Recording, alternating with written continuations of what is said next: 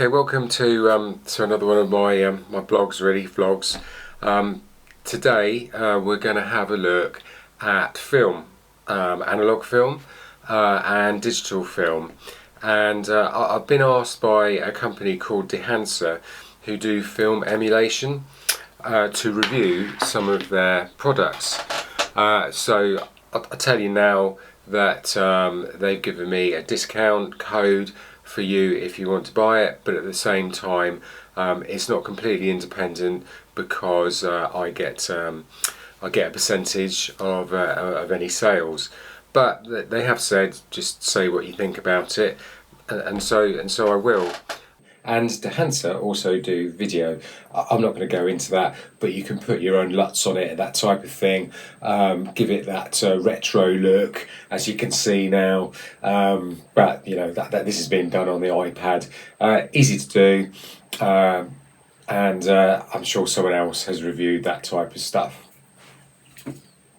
Before you sort of move on to something else, if you're into analog video, this might be worth looking at, particularly from a cost perspective, if you really are interested in analog photography and a quality perspective. Because what I'm going to do is, let's have a look. I've actually been out to shoot analog with this Cinestill film, which is really cool. What they do is they take a layer out of the emulsion, and it's an old film, tungsten film, that used to be used in the sort of film business when they were filming films, and it's been sort of adapted for photographers. And I think in America they call it sort of the garage type film, because it gives this sort of like really sort of ethereal sort of type of ready glow to lighting, and that's what gives its uniqueness. And so although I'm a landscape photographer, I do a bit of street photography. I don't live too far from London, so we popped into London to have a look and shoot the film.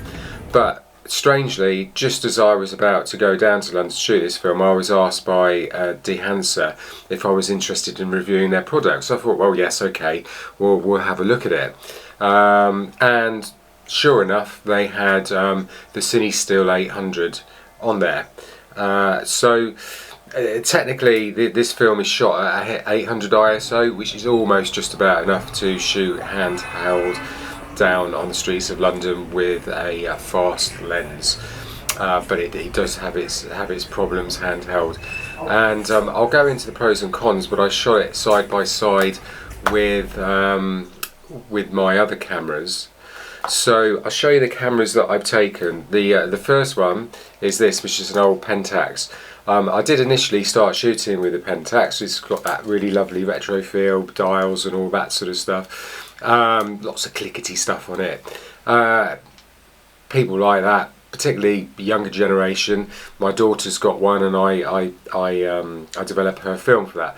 So I love that tactile feel to that film. So I love developing my own film. I tend to develop black and white more than I would colour, and so yeah, it's film, and I love that. But the problem is, it just didn't seem to give the quality that I was looking for, as in the sharpness.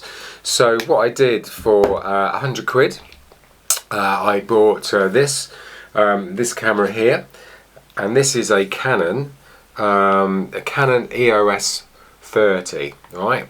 And the Canon EOS 30 is an analog film camera. Pop the back there, you can see it all goes in, and I loaded my film into it. This was one of the sort of semi-pro enthusiast consumer cameras, one of the last ones to have been made towards the early 90s, I think. And you know, like, it is amazingly cool. On the top here, you've got, let's have a look. You've got eye focus. You can calibrate it and it works. And the idea is, where your eye goes, it focuses on that point. I mean, it's crazy. You don't have it in cameras that I know of at the moment. And you know, I've got quite high-end camera. I've got the Canon R5, which we're shooting on now. And you know, it's got all that lovely tactile clickety stuff, and the menu, you know, and the way you use this is just so good by comparison to digital cameras, including the R5 that I've got, the Canon R5. So this is the Canon EOS 30, right? I've put a 40mm lens on this, which is an EF 40mm lens. That's so cool. You can put lenses that are EF lenses with image stabilization on these cameras, these film cameras, and just like increase your ability to shoot handheld down in the city. I mean, you know, like if you want to look cool and retro, then you want that. You want to be a good photographer and come away with some really cool shots or analog, you need this. So that's the difference. So I was off to a good starting point when I was coming to shoot analog. And then I shot digital with a Canon R5. This is another one of my digital cameras. I'm a big Canon fan. That's why I went for the analog Canon as well, because I'd shot that when I was younger, and I've always thought they were quite good. And this is the Canon R, but it's been converted to infrared, and you might see a couple of the infrared shots from this as we go on. So with no further ado, we shall pop down into London, shoot the Cinestill, film, analog, and then we shall also shoot digital, and I'll come back, and then afterwards I'm going to compare the two and see what you think. And then, which is the really interesting part, we're going to have a look at the cost of it all, because it is quite enlightening, and the quality.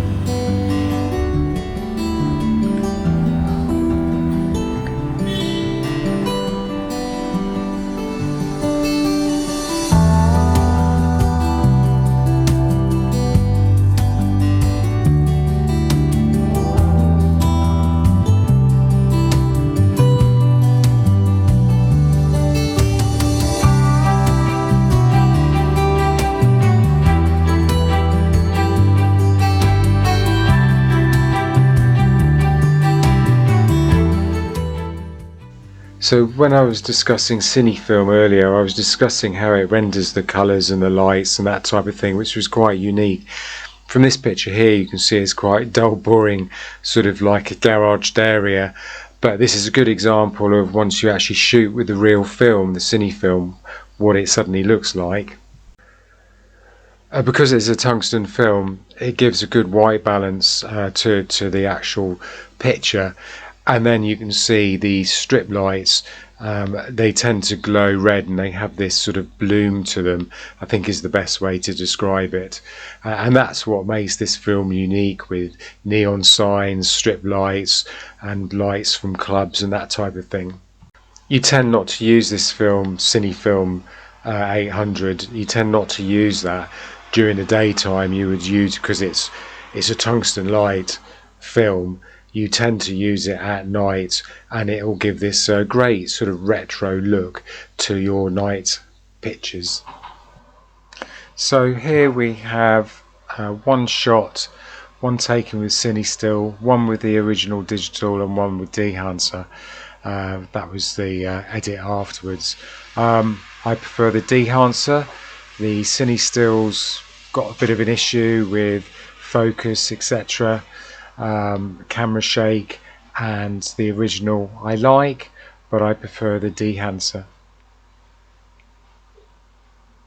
Okay, so we've imported our image into the iPad, and this is basically the Dehancer software.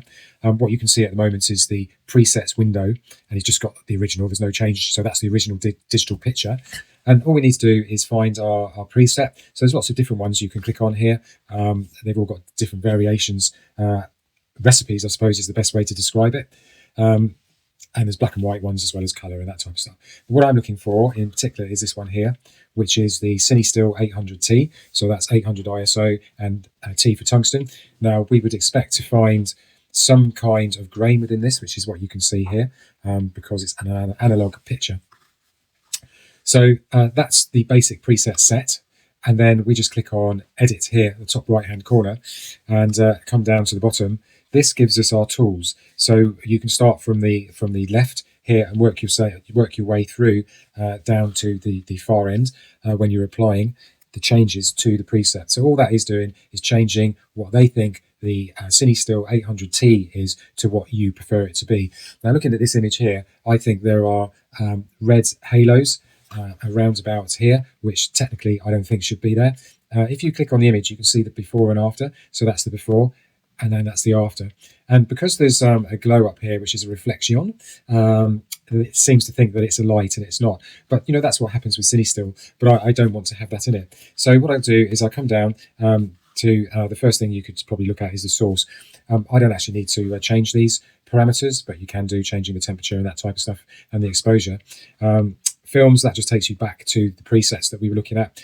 The developer, well, that is an interesting concept. So what it is saying is if you have negatives and you develop them in a drum with chemicals, then essentially if you extend the time, you boost the contrast. If you reduce the amount of time, you reduce the contrast, which sometimes is quite handy. So in this example, if I was to drag it up, so for example, I think Cinestill, you probably develop it for about maybe 12 minutes. And then if you extended that to 15 minutes, it would be pulling it that way. And then you get this contrastier feel.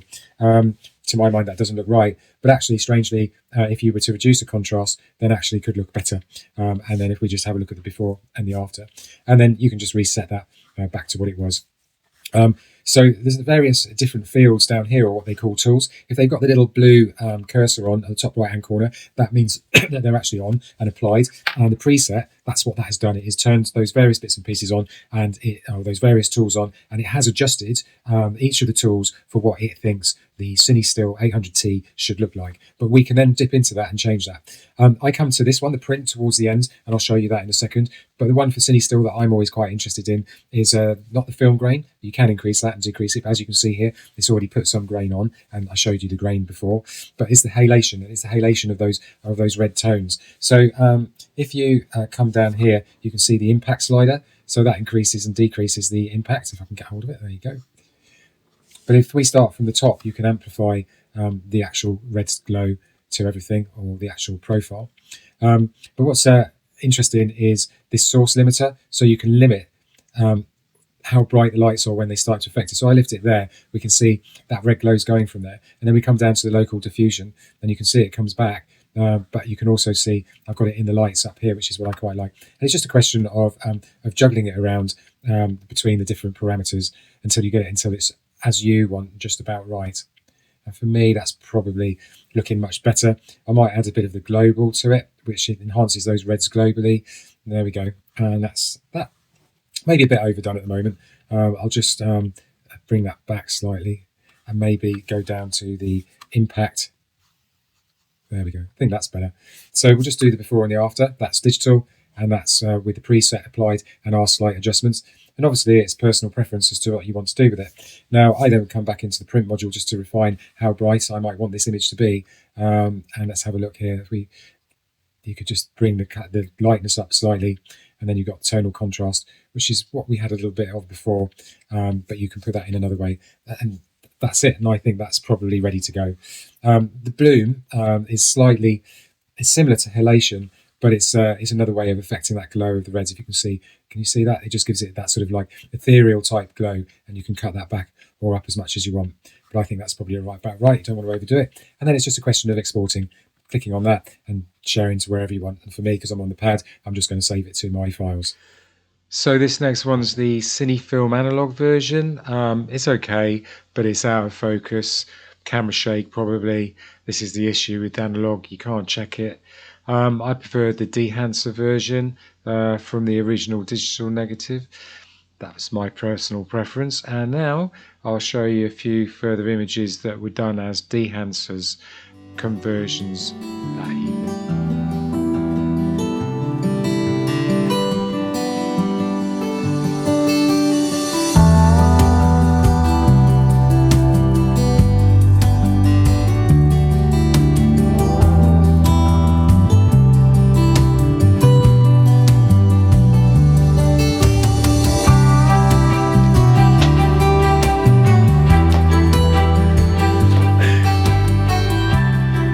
Okay, so I said that we'd discuss money and quality in relation to this.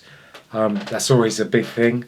So Dehancer, the film emulation software, that's actually quite expensive, but so is this.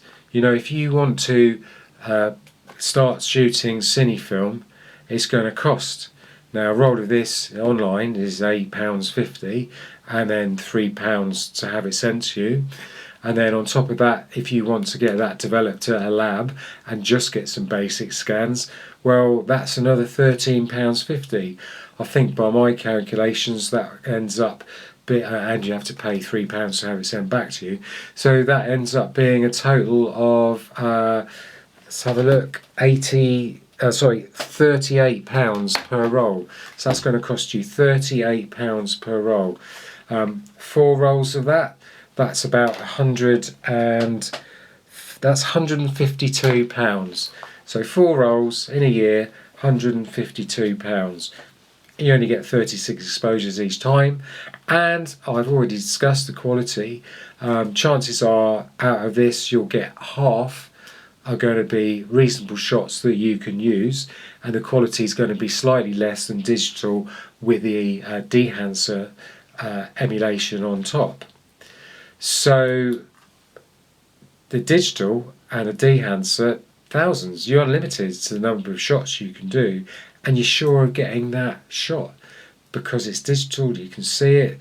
You can alter the image when you're down there, or how you're shooting it, or what you're shooting. You can check to see whether it's in focus, etc., etc. With this, you can't. This is, you know, got its limitations. Now, how much is the Dehancer? Well, the Dehancer one is expensive. It depends how you buy it. So we're just talking about the photo one here.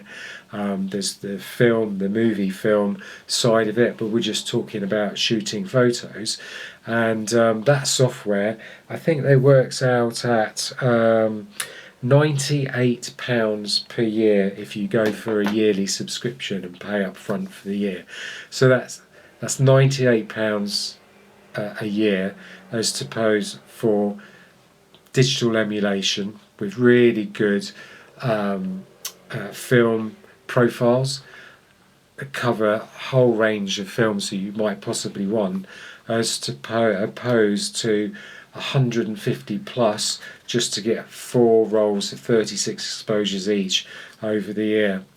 Now, you know, it depends what you want. Do you want it fun, and do you want to spend the money for fun, or is it a business for you and you need to give a client a look, or your profile and your portfolio needs a look? To me, if I was doing that, it is Dehancer digital, because it's controllable and you have control of that. With analog film, you really haven't got as much control. If you were David Bailey, for example, and you were shooting film in a studio environment, that's different. You can control that, and you know, your analog films, you can guarantee that most of them, if you're good and experienced, will look good, and your 36 exposure roll will come out as that, with the profile embedded in the analog. But you know, in this world, if you're doing what I'm doing, which is street shooting, no, it's Dehancer for me. But I will still go down and shoot this from time to time, but I won't be doing 4 rolls a year. I'll probably do 1. So if you're interested in Dehancer, then feel free to go to the website. Down here I've just discussed the photo version, but there's a lot of video, DaVinci Resolve, and all the main ones like Final Cut for film, that pro film look. Don't forget that the code is FastFox if you want, I think 10 or 15% off, and the link is down below. And they've also got an online version, sort of like you can drop your picture into the web and it will do it online for you as well, which is quick and fast and very easy to do. And that's it really. for me. I will do another vlog in a few weeks' time, but it will probably be markedly different than this one. It will probably be something to do with my time down in Devon and on Dartmoor and shooting fantastic landscapes.